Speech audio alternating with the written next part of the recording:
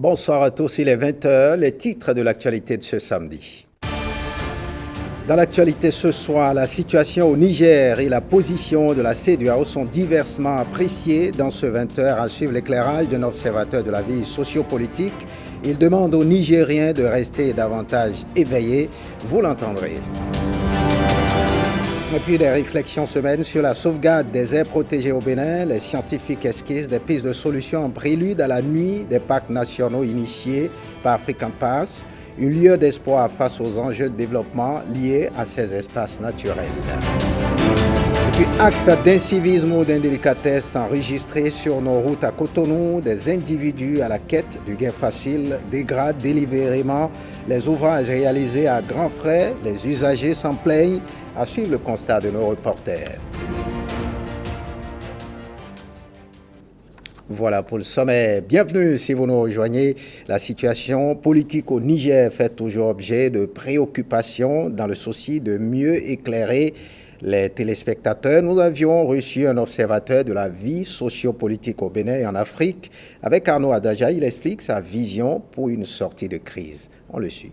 Aujourd'hui, vous avez des personnes sans abri, des enfants qui meurent de faim, les frontières qui sont fermées, tout ça, juste à cause du fait qu'il y a une séquestration du pouvoir. Quelqu'un lutte démocratiquement, mais on force à prendre le pouvoir.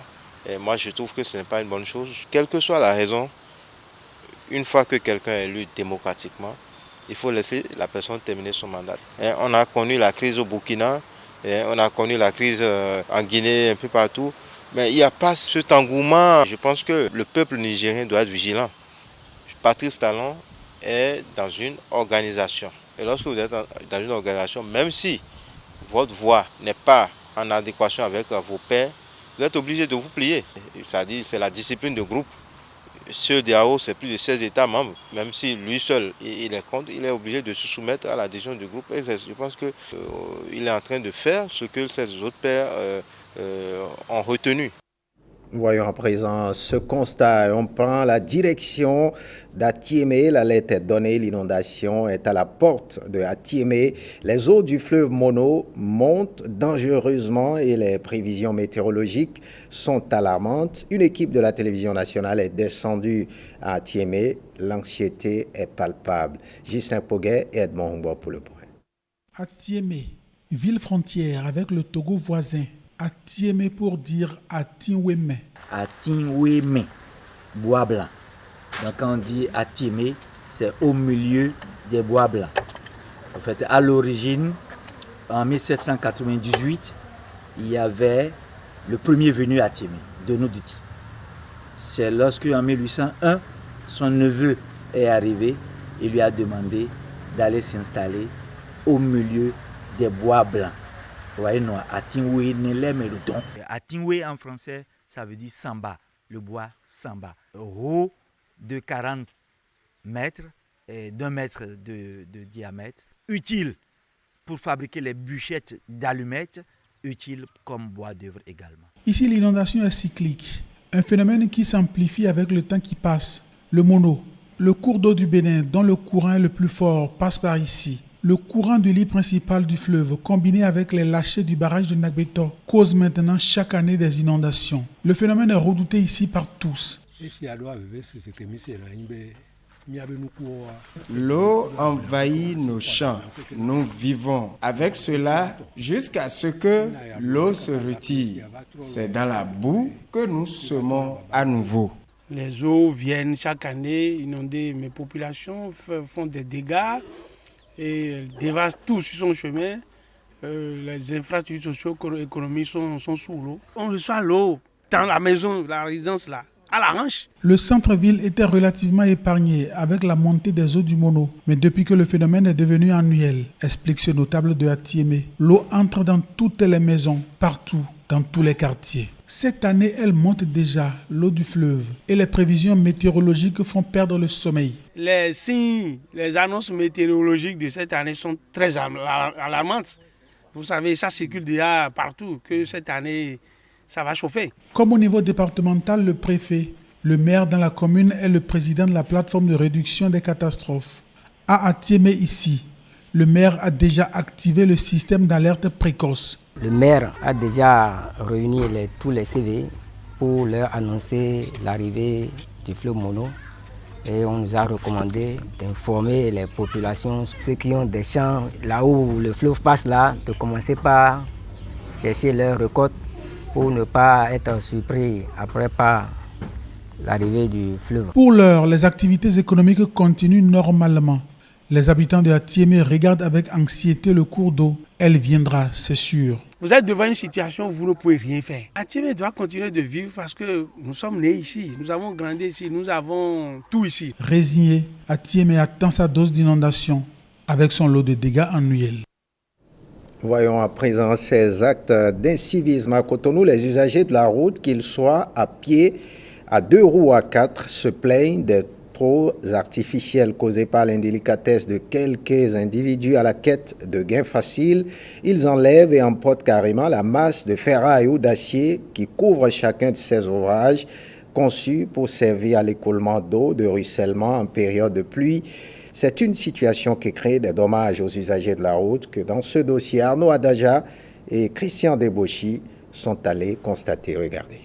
J'ai été dans les voisinages, donc j'encourage le pouvoir public à multiplier d'efforts et surtout d'informer. Les pouvoirs publics doivent sensibiliser là où certains individus commettent des actes de sabotage. À suivre ce Camerounais, le Bénin fait des efforts en matière de satisfaction des usagers de la route. Maintenant, dans la sous-région, le Bénin est l'un des pays le plus propre, si je peux me permettre. Malgré la bonne volonté, il existe au sein de la population des individus mal intentionnés qui détruisent les routes aussitôt après leur réalisation.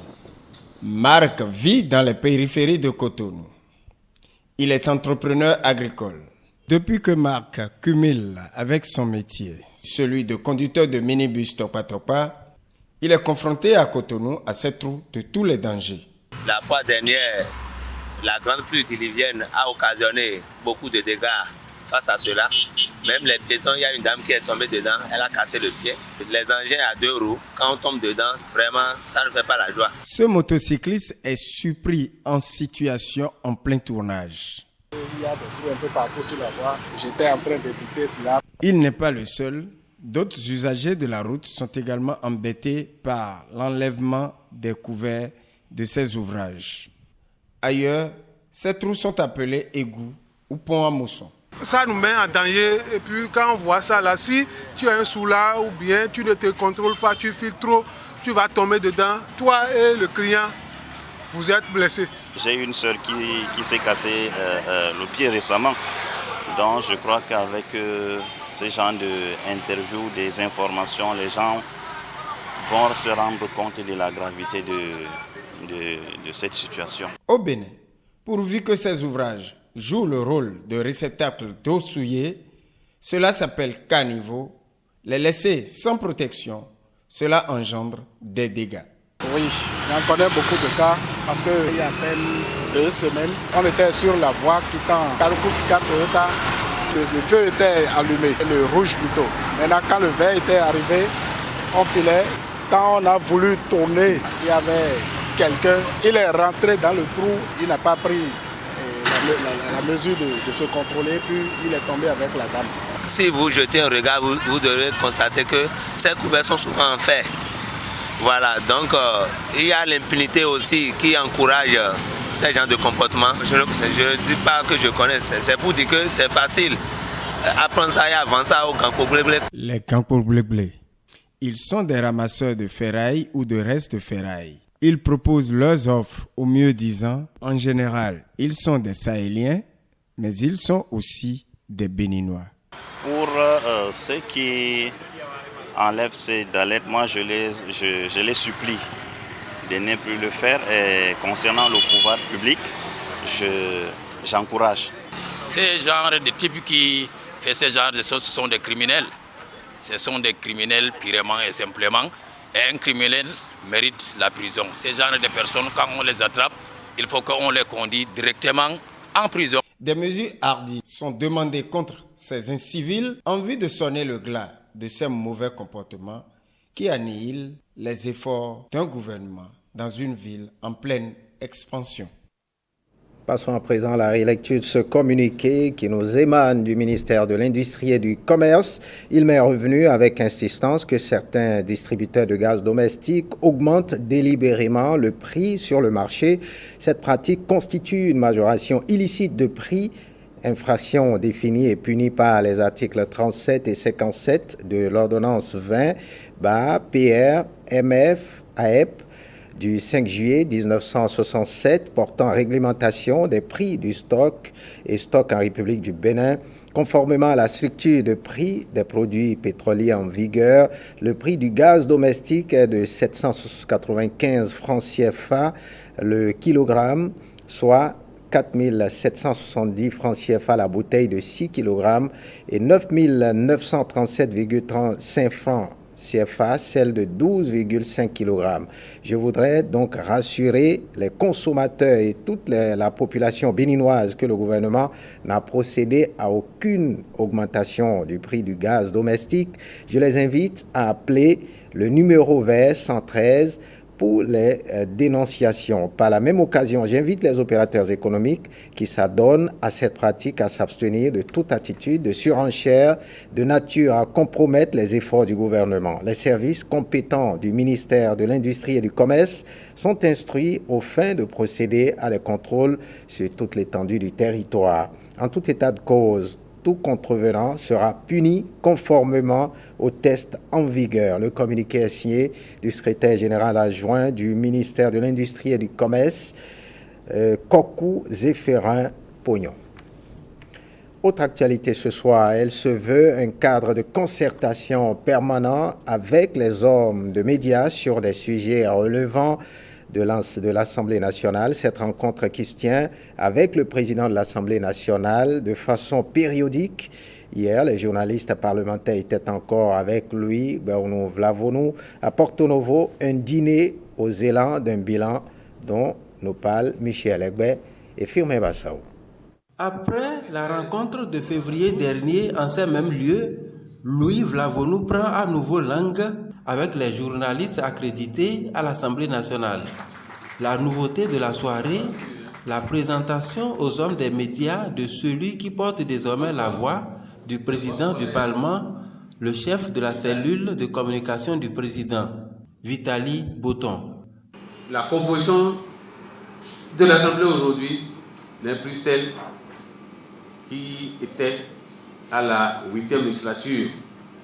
Ce changement porte sur la notion du porte-parole. Vitali Botton prend déjà ses marques et présente aux journalistes en 3 points les sujets objets du dîner de presse, avec un point d'honneur sur les activités de la première session ordinaire au titre de 2023. À première vue, le bilan de la première session ordinaire de l'année 2023 pourrait paraître peu fructueux, notamment en ce qui concerne la production législative. Cependant, il n'en est rien. Le coup de force intervenu au Niger depuis le 26 juillet dernier s'invite dans les débats. Jusque-là, le Parlement béninois, le représentant du peuple béninois, on n'a pas entendu l'Assemblée nationale du Bénin dire quelque chose. Si vous avez fait attention à l'intervention du président lui-même tout à l'heure, il a bien expliqué pour que l'Assemblée nationale exprime sa position, cela obéit à une démarche dorée. Depuis le début de la crise, l'institution parlementaire ne s'est jamais prononcée sur cette actualité panafricaine, laissant libre cours à toute interprétation. Voyons à présent cette action qui vise à protéger ces espaces naturels. Ce vendredi 25 août s'est tenu à l'université d'Abomey-Calavi un panel scientifique sur le thème « Parcs nationaux du Bénin et recherche scientifique, quelle dynamique face aux enjeux réels de développement ?» Une rencontre qui se tient en prélude à la nuit des parcs nationaux initiée par African Parks avec le soutien du ministère du Cadre de vie et des Transports chargé de développement durable. Suivez le compte-rendu de Christelle Tongodo et Petronile Okosso. Étudiants, docteurs et doctorants en ressources naturelles ainsi qu'un public diversifié étaient nombreux à la rencontre des panélistes. Présentation, débat et questions-réponses ont permis à l'assistance de mieux cerner la relation entre les parcs nationaux et la recherche scientifique face aux problématiques actuelles du développement. Les parcs nationaux, c'est avant tout des outils d'éducation environnementale. C'est avant tout pour aider le grand public, vraiment le grand public, à s'amouracher des aires protégées. Et ce faisant, vous ne pouvez bien présenter votre marchandise que si vous la connaissez dans les détails. La science intervient pour fournir ces données afin qu'on puisse y aller. Comment vient-on aux scientifiques lorsque on est gestionnaire d'aires protégées? C'est à travers les contrats de collaboration.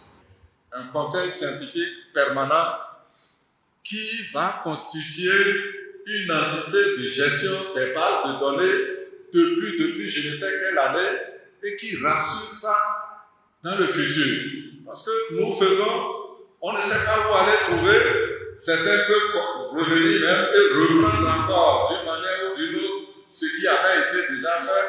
Au-delà de la conservation de la biodiversité, African Parks apporte une solution de gestion des aires protégées qui s'adapte au contexte actuel. Dans notre approche, nous mettons en place un système de collecte de données permanentes dans les parcs avec une plateforme qu'on a appelée EPI Reporter qui permet réellement, un peu toujours dans cette vision d'approche pluridisciplinaire, d'intégrer un certain nombre de données, de collecter un certain nombre de données qui, une fois mises ensemble, pourraient constituer une bonne base de données pour questionner un certain nombre d'interrelations entre facteurs dégradants, les ressources et la ressource elle-même.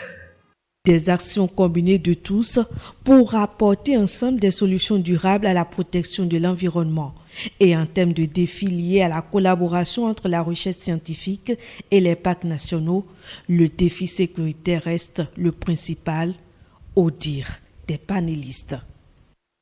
À l'implication des élus locaux à la production de la santé, l'Ordre national des médecins du Bénin rapproche ses activités des populations. À l'occasion de la semaine des médecins, le conseil départemental de l'Ordre des médecins du Koufou a organisé une conférence débat sur le thème « Rôle des élus et autres acteurs communaux dans la production de la santé ». Une initiative de production de la santé aux côtés des élus communaux, nous disent Évari Zomaou et Samira Tchabimane. La santé des populations repose en grande partie sur les élus locaux et autres acteurs communaux. C'est du moins ce qu'a compris l'Ordre national des médecins en organisant cette année la semaine des médecins autour du thème « Rôle des élus et autres acteurs communaux dans la promotion de la santé ». Les élus que vous êtes disposez de la capacité nécessaire à prendre les décisions pouvant impacter au mieux la santé des populations. C'est donc ce qui a motivé le choix de ce thème. Je suis très heureux de vous avoir à nos côtés pour partager et échanger autour de la co-création et de la coproduction de la santé des populations. Je suis également heureux que l'Ordre national des médecins du Bénin a commencé par rapprocher ses activités des populations que les médecins desservent. Comment ne pas se réjouir lorsqu'on sait qu'on est ici pour parler de la santé? On sait que pour que les médecins puissent réussir, ils ont besoin d'avoir l'appui déterminant des élus communaux, l'appui déterminant des autres couches socio-professionnelles, de nos différentes communes. Et puisque la santé n'a pas de prix, le conseil départemental de l'Ordre des médecins du Koufou a invité pour les échanges le professeur David Hueto. Voyons à présent cette cérémonie de distinction de l'ambassadrice du Royaume des Pays-Bas après le Bénin, Katrina Jokler-Clever, qui est à la fin de sa mission dans le pays. Elle a été décorée au cours de cette soirée par le gouvernement béninois. Saturdine Obelakou et Daniel Ada nous font le point. nous vous faisons commandeur de l'Ordre national du Bénin. Un pot de revoir assorti d'une distinction, celle de commandeur de l'Ordre national du Bénin. L'ambassadrice extraordinaire et plénipotentiaire du Royaume des Pays-Bas près le Bénin est ici remerciée après 4 années de mission et d'action pour renforcer la coopération entre son pays et le Bénin. Elle est au terme de sa mission au Bénin. Madame Katharina, vous êtes une figure emblématique et de votre passage, les Béninois garderont un excellent souvenir. Qu'ils vous souviennent que le 26 novembre 2019, au cours de la présentation de vos lettres de créance, vous avez pris l'engagement de vous investir personnellement à la dynamisation et au renforcement des relations de coopération entre le Bénin et les Pays-Bas pour l'atteinte des objectifs du programme d'action du gouvernement dont le Bénin s'est doté. Et les Béninois étaient dans l'expectative. Ils ne sont pas déçus. L'engagement que je prends ici aujourd'hui, au nom du gouvernement, au nom du président de la République, que nous ferons tout pour que toutes les fois où vous reviendrez au Bénin, les actions que vous avez eu à mettre en œuvre en termes de genre, en termes d'accès à l'eau potable, en termes d'amélioration des conditions de vie des Béninoises et des Béninois continueront et que vous vous rendrez compte que l'action que vous avez menée est une action qui est pérenne dans le temps. C'est un très très grand honneur que vous me faites et je ne sais pas comment exprimer ma gratitude qu'avec un très très grand merci. Témoignages et émotions ont meublé ce pot qui a été couronné de remises de cadeaux aux désormais ex-ambassadrices. Un présent, symbole de la culture béninoise. Et on parle de ces jeux vidéo qui font partie de l'univers des jeunes de nos jours. Ils ont accès à ces jeux sur différentes plateformes, notamment les ordinateurs, les consoles de jeux. Suivez le reportage de Gladys Yarou et Michael Nouati, présenté par Dorcas Tito.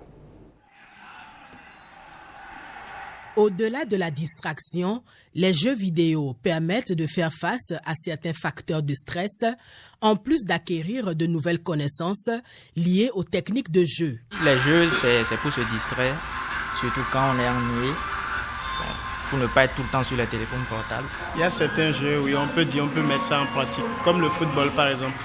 Il y a des actions que tu vois peut-être qui peuvent te servir si tu es un pratiquant de football. Mais il y a certains jeux, déjà même qu'on allume l'écran, on dit que c'est déconseillé de faire ça chez soi. Selon le spécialiste, les jeunes peuvent renforcer certaines aptitudes à travers les jeux vidéo. Sur le plan intellectuel, à travers le jeu vidéo, l'enfant développe d'abord l'attention. Il développe sa mémoire, il développe son raisonnement, sa réflexion, des facultés dont il a besoin. Le jeu permet d'anticiper sur des solutions, parce qu'à travers les jeux, c'est toujours des énigmes qu'il faut régler. Ça lui permet aussi de voyager, parce que c'est des images. Il découvre des lieux, il découvre des manières de faire. Ça lui permet d'élaborer des stratégies pour gagner. Une pratique abusive des jeux vidéo comporte aussi de nombreux risques qui peuvent nuire au développement et à la santé. L'écran, les reflets de l'écran, ça doit agir négativement sur la vue. Le fait de rester assis tout le temps, pendant longtemps, sans mouvement, ça doit agir sur la santé. Ça va vous-même vous priver d'étudier, d'aller au livre, d'aller faire les devoirs de maison. Ça va vous empêcher de travailler à l'école. C'est aux parents de surveiller les sorties, les entrées de leurs enfants. Celui qui a installé, lui, il cherche de l'argent. Éducatif, relaxant, source de loisirs, malgré tous ces bienfaits, le spécialiste recommande un usage modéré des jeux vidéo.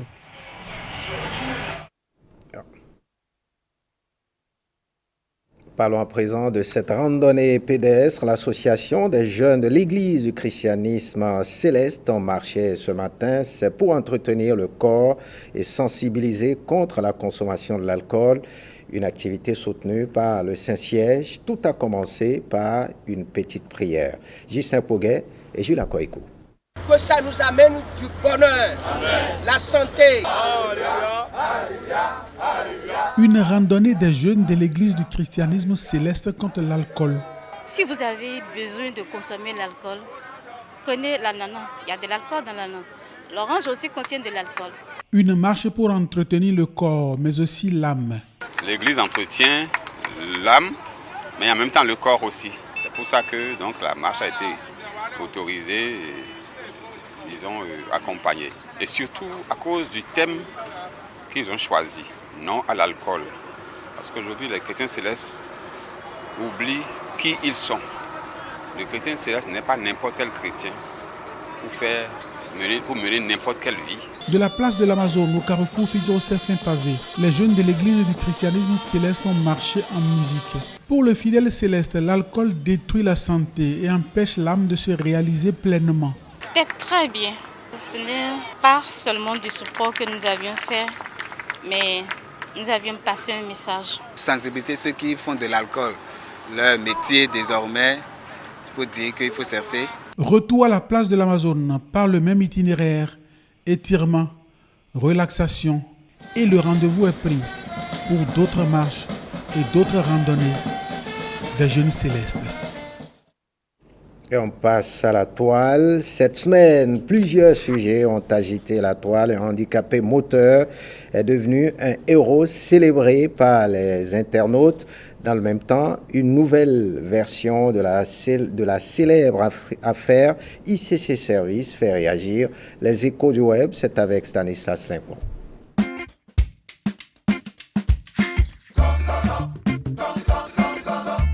Une personne en situation de handicap moteur vendant de l'eau en plastique dans la rue de Cotonou, le cliché publié sur la toile a ému plus d'un. Des internautes saluent le courage d'un homme qui, selon eux, surpasse son handicap pour joindre les deux bouts. Il vend entre Djonké et Misebo. Je l'ai déjà croisé et j'ai vraiment été sidéré. Je le connais, même sous la pluie, il vend. C'est un défi énorme. J'ai la chair de poule. Les avis de recherche du handicapé moteur devenu un héros se multiplient. Des internautes se mobilisent pour l'encourager. Qui peut m'aider à retrouver ce jeune homme? J'offre 10 000 francs pour celui qui m'aide et 50 000 francs pour ce champion. Je suis sidéré. Pour de nombreux Béninois, c'est un exemple à suivre. Tout être humain doit travailler à s'autonomiser, quel que soit le handicap qu'il porte. D'une activité à une autre, le placement d'argent en ligne promu par une structure dénommée Omega Pro agite la toile. Les témoignages redoutent une énième autre version de la célèbre affaire ICC Service. Le Béninois est têtu et attiré par le gain facile. ICC, High Life, Cameo, etc. La même arnaque revient avec autre nom et chaque fois on tombe dedans. Au-delà d'une quête de gains faciles, des médias peu crédibles et des influenceurs qui promeuvent ces activités induisent aussi en erreur selon plusieurs Béninois. Certains suggèrent que des investisseurs fassent désormais des vérifications auprès des structures étatiques spécialisées afin de s'éviter de tels placements hasardeux. En finance, il y a ce qu'on appelle la due diligence. C'est un processus par lequel on vérifie des références avant de poser un acte quelconque impliquant l'argent. Des publications, on retient que la justice béninoise est aux trousses des promoteurs. La Criette enquête après les dénonciations de cas d'arnaque qui secouent le web.